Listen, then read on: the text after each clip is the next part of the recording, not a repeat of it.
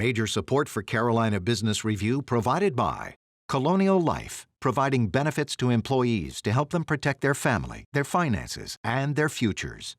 High Point University, the premier life skills university, focused on preparing students for the world as it is going to be.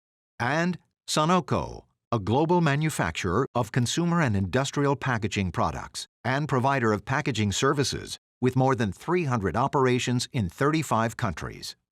For many of us, surrounding Easter weekend activities usually mean heading to the summer months.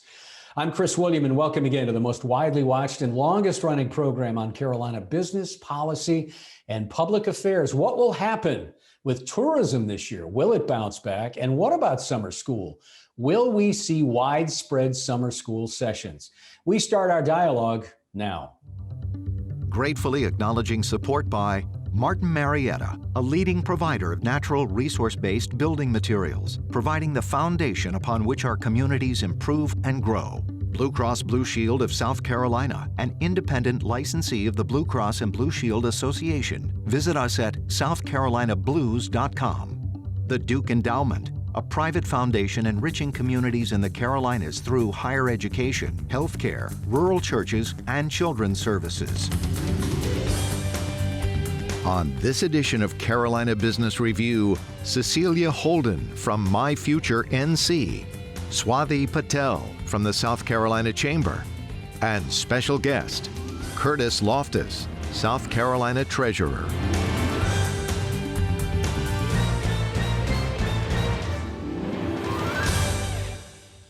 Welcome again to our program, Cecilia, Swati. Good to see you both. Cecilia, you get the first pitch, whether it's fair or not, and welcome. You look healthy, but let's start with this idea of a talent gap. We talked 12 months pre-COVID.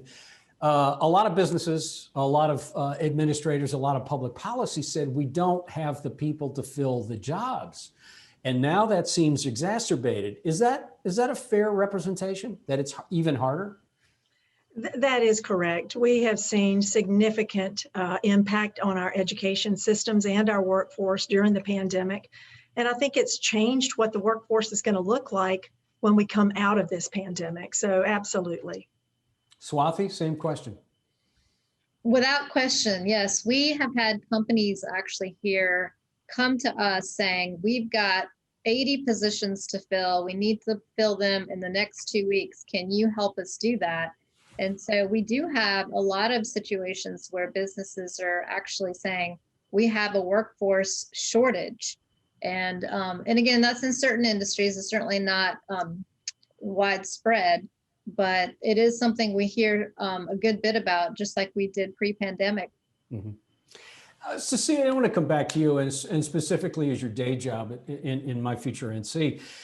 When you use that point of the talent gap getting wider as leverage when you talk to those who make public policy or just in public statements, and does it give the wind at your back, or is it more, and I'm not going to say this right, but is it more about the immediate need now of trying to fill a gap, or can you go back to policy and say, see, this is why we need this?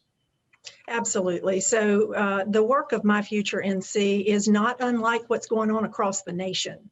And there's a talent crisis across the nation. North Carolina took action around this. So in 2017, there was a commission that was stood up, and it was specifically to focus on the talent crisis of North Carolina. I know that South Carolina has a similar initiative underway. I think they've got an educational attainment goal of 60%. Having some sort of high quality credential or post-secondary degree, but North Carolina took action and we established a goal to have 2 million North Carolinians with a high quality credential or a post-secondary degree by the year 2030. Policymakers took action, and in June of 2019, it was one of the few things that was agreed upon in the General Assembly and with the governor, and with bipartisan support and a signature of the governor, they codified this educational attainment goal into state law to ensure that North Carolina is economically competitive now and remains so moving forward. Swati, back to this idea of lost educational attainment, does that make how Cecilia just described being held to a higher standard when it comes to credentialing kids, if I can, coming out of education? Does this lost educational attainment year make it harder, or does it shine a spotlight even more so? Well, first, Cecilia is absolutely correct. In terms of our goals needing to be higher, that is something that our legislature has made a priority. Unfortunately, we were not able to get our legislation passed in 2019, primarily because COVID hit, and the legislation that we were working on was very comprehensive and included lots of different aspects of improving our educational system. But one of them was especially important to the business community is how can we increase the amount of credentials that we can give to students sooner rather than later, so they can, if they choose, go directly into the workforce. Because again, we have this skills gap, we have this workforce shortage that is still present. And what is an easy way for students to immediately get into the workforce? And one of them, of course, is credentialing, getting our kids into technical colleges. And so we are looking at a number of different initiatives this year to reach those goals. But again, we're not able to do it in that comprehensive way that North Carolina was able to, but we are chipping away at it slowly. Cecilia, the idea in North Carolina, and this happened in South Carolina, in Abbeville v. the state of South Carolina, when the Supreme Court ruled that the state needed to provide basic and sound education. In North Carolina, same issue. Sound and basic education was being constitutionally compelled. Will that not lose momentum? Will that in fact be the case? And do you feel like not just policy leaders and not just political leaders, but do you feel like the state, in your state, in North Carolina, will come together to make that a reality? I do think that the pandemic has certainly elevated and shown a light on several of the things that are not necessarily equal across our state. Our rural communities don't always have access to the same level of resources as our urban areas. There's a talent pipeline crisis with our educator community, for example. And so I know that there's a new state superintendent, Catherine Truitt, who is now in office. And her priority is around early literacy and making sure every third grade student is able to read. And I know that that's also a priority with the State Board of Education. So I would say that, coming out of the pandemic, there's going to be a need for even more significant focus around our K-12 community, which has certainly suffered a lot. It's also opened up a lot of opportunities for how can we do things a little differently. So I see it both as this is a disruptor. There is no doubt about it. There were things that I worked on. Prior to my current role, I actually worked for the State Board of Education. And one of our projects was around the homework gap, for example. And that was making sure that every student had access to the internet when they got home, in addition to being in the school building. So you can imagine things like that have certainly risen to become a even bigger priority coming out of this pandemic, in order to be able to provide a sound basic education. And what that looks like in each community is to make sure that every student has an opportunity to be successful and have a path to economic prosperity, whether that is a high quality credential or whether that is a 2-year or a 4-year degree. Whatever it looks like for each individual, it does go back to our K-12 system and a foundation and a basic sound education for every student. Let me springboard off of that. You talked about Catherine Truitt, the new superintendent of education in North Carolina. Swati in South Carolina, Molly Spearman, superintendent of education, was very clear recently, along with the governor, to say that we want kids back in school. And in fact, both governors, both superintendents of education are now behind this idea of in-person learning.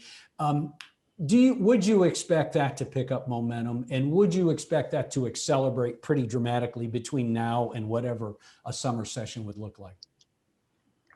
Yes, I'm happy to take that question first. So you're absolutely right. The governor and Superintendent Spearman, for actually several weeks now, have strongly encouraged school districts to reopen full-time, 5 days a week.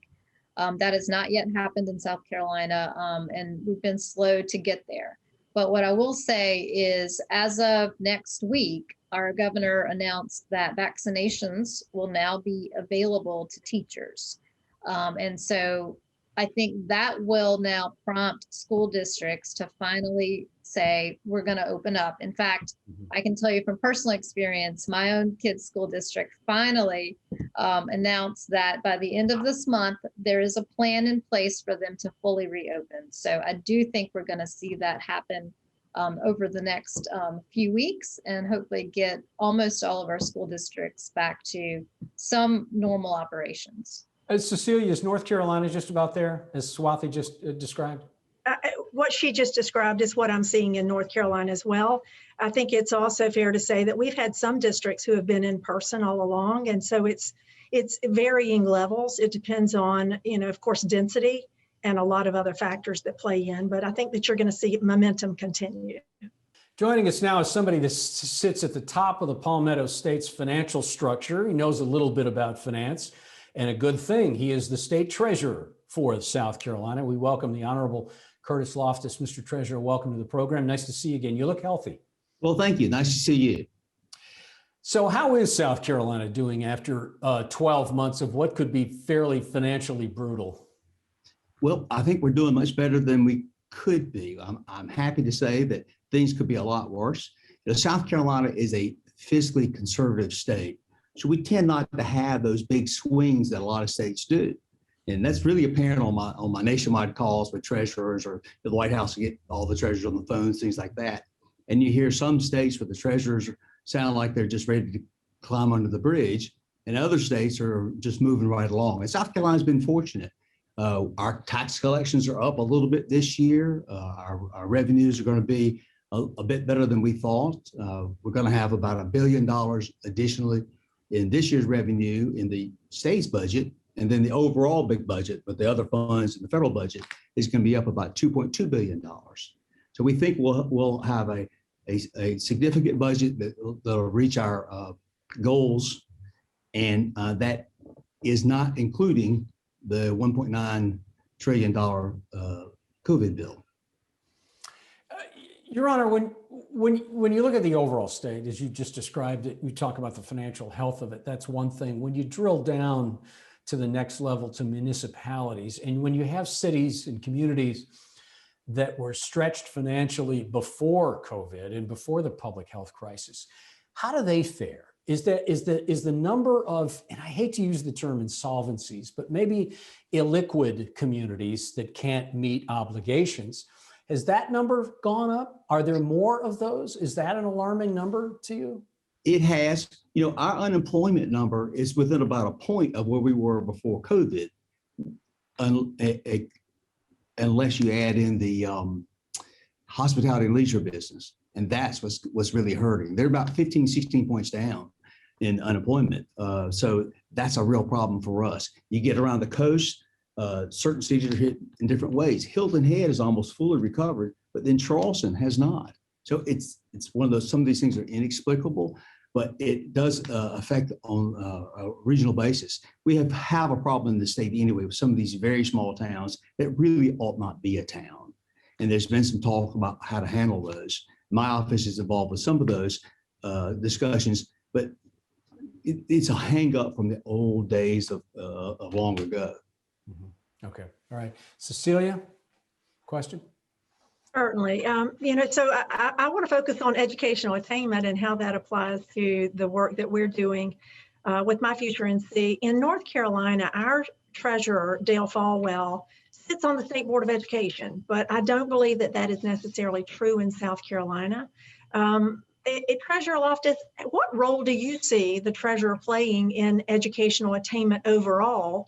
I know that you've been heavily involved in like financial literacy. Do you see the curriculum including things around the importance of higher levels of education, completing the FAFSA, which leads to Pell Grants? Share with me, what role do you see the treasurer playing in educational attainment? Well, my statutory role is to write the checks and make sure the checks get out on time. We discussed that South Carolina has an extremely complicated funding source. Pew Charitable trust says that we have the most complicated funding arrangement in the country. So it's difficult, and we manage that money. We have accounts that start off with $500 million the first of the month, and for 20 days it goes down to 100 million, then back up to 500. So it's difficult to invest. It's difficult to distribute the money properly. So that in itself is a bit of a problem. But I don't have a statutory role in education, but I see the problems constantly, and we work hard on it. South Carolina has over $500 million a year spent on 501c3s, the not-for-profit world. You're very engaged in that, and I spent some time on y'all's website, and congratulations on the good work you do. But most of those 501c3s aren't properly audited. They are either programmatically or financially audited in such a way that the state knows it's getting its results. And that we did several that we turned over to the Inspector General, and he's backed this up. So we want to tighten all that up. We say, if you're going to get that money from the students, even though it's not my statutory responsibility, as treasurer, we're following the checks out the door, and we say, you've got to give us what you promise us. If you promise us 100 teachers each year, we want 100 teachers. We don't want 40. And so that's a place I found myself. Now, that does not make me with a lot of friends, but it's important to do. Thank you. Hey, Treasurer Loftis, it's good to see you again. I wanted to focus on issues that obviously the business community really cares about, pre-COVID and currently. One thing that we've been focused on here at the Chamber is tax reform. Lots of different flaws in our tax system. We're actually competing with North Carolina constantly in that regard. And so two areas in particular, our income tax, is marginally the highest in the Southeast at 7%. And then in terms of our property tax system, it can be one of extremes. We've got our businesses paying significantly more than primary homeowners. I just wanted to get your thoughts on what you see for the future in terms of tax reform in South Carolina. I think it's way overdue. A couple of years ago, I volunteered to take a lead role in that because you stay in office for a certain amount of time, you get a little longer in the tooth. You think, well, if I get thrown out of office for doing something that really matters, which is what happens, this is why people don't want to do tax reform, then you think it's worth doing. It's funny, Swati, because I got a call yesterday because Raga has been out there, the Republican Attorney Generals have been out in Salt Lake City or someplace, Sonoma, someplace. And I got an irate call about our tax structure. Why is it that Tennessee, Florida, and Texas are taking business from us? And it's the same conversation that you brought up. We have got to reform our tax code, and I hope the Chamber, which y'all have in the past exercised leadership, but I hope that stepped up and we can make some real progress. Another business / economic question for the structural part of South Carolina is this idea of global trade. Of course, Jim Newsom and the Ports Authority done an excellent job building that up over the last decade or so. Those exports dropped fairly significantly, not unsurprisingly, but it does highlight the idea that South Carolina has been excellent in developing aerospace and automotive and the global trade. But it also is the darker side of that, and putting two stakes in the ground around those industries is not very diverse portfolio. So Treasurer Loftis, what would you do? What would you suggest about expanding that portfolio of businesses? Well, the ports is a key access for us. I think Jim Newsom has a cot in the General Assembly because he's asking for a $550 million general obligation bond to increase the port's ability to handle the post-Panamax ships and other containers that come in from around the world. He wants to really make sure that we're fast. We are a prime port for city of Charlotte. So these things are important to the region, not just to South Carolina. But I know Bobby Hitt and the governor have worked on a theory that we need to have new business in every county. Nikki Haley started that. And that's important because what it really says is you're not going to get a Boeing in a poor county.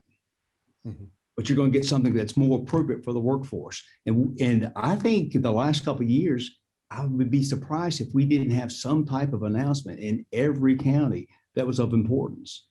So I do think we've made that, we've reached the same conclusion that you have, is we've got to diversify. Cecilia? You've got two fund buckets in South Carolina. We have in North Carolina. I'd love to pick your brain and hear from you how we might be innovative in using these funds and not at the risk of putting the state in any kind of financial jeopardy. One of those is your sheep fund. And I know that your goal and our state treasurer's goal is to get the money back to the citizens that it belongs to. There's also this unclaimed property. Is there an innovative way that we might be able to use that to further individual citizens' education without putting the state at risk? And then also your lottery.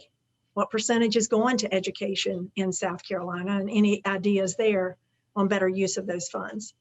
Well, in South Carolina, we have, I'm pretty aggressive with our unclaimed property because we're not a wealthy state. So I thoroughly enjoy going to New York, Boston, LA, and other places and retrieving large sums of money. We've done that and had great success.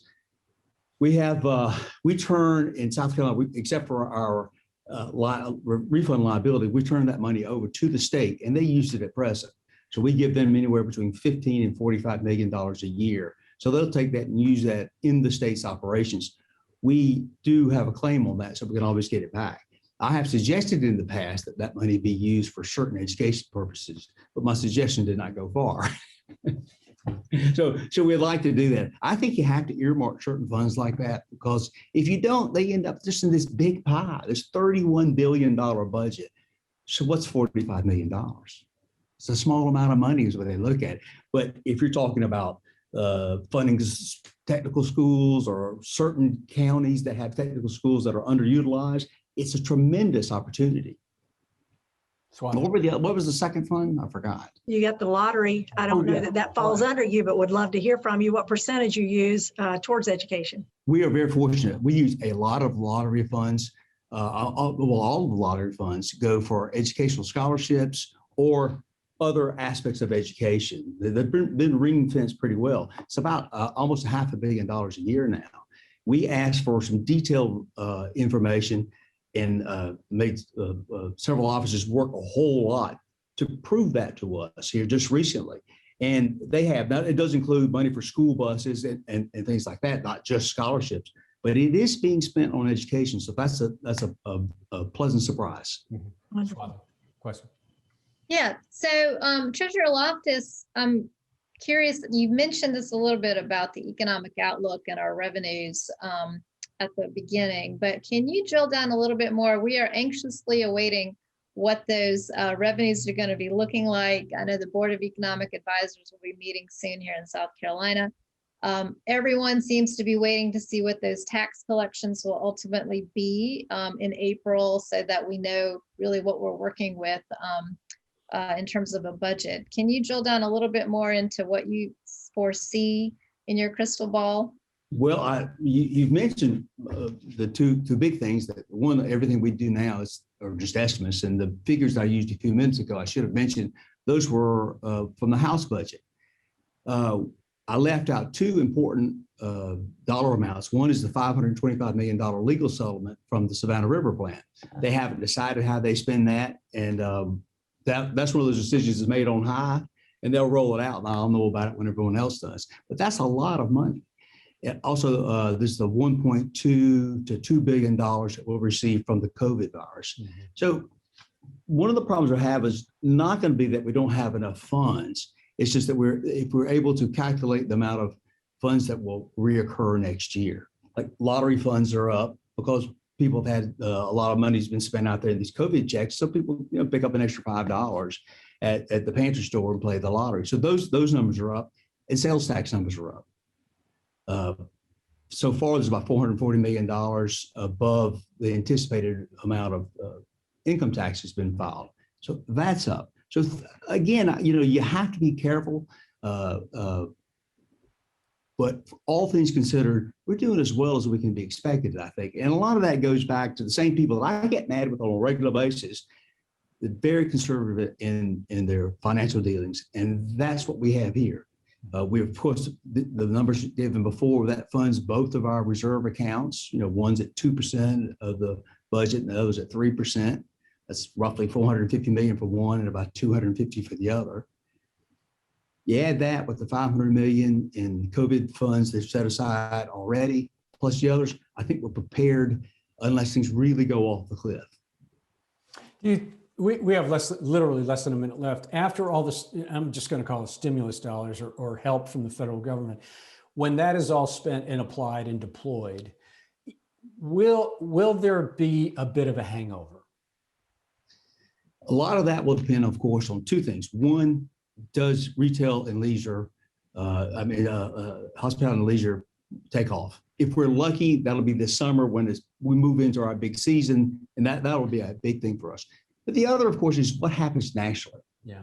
And we leave that out of our state forecast, but we always have to think about that. And I'm less happy about the national forecast than I am about ours. That's going to have to be the last word, Your Honor. Thank you for joining us again. Thank you for your steady hand on the tiller for South Carolina. Best of luck going forward. Swati, our congratulations.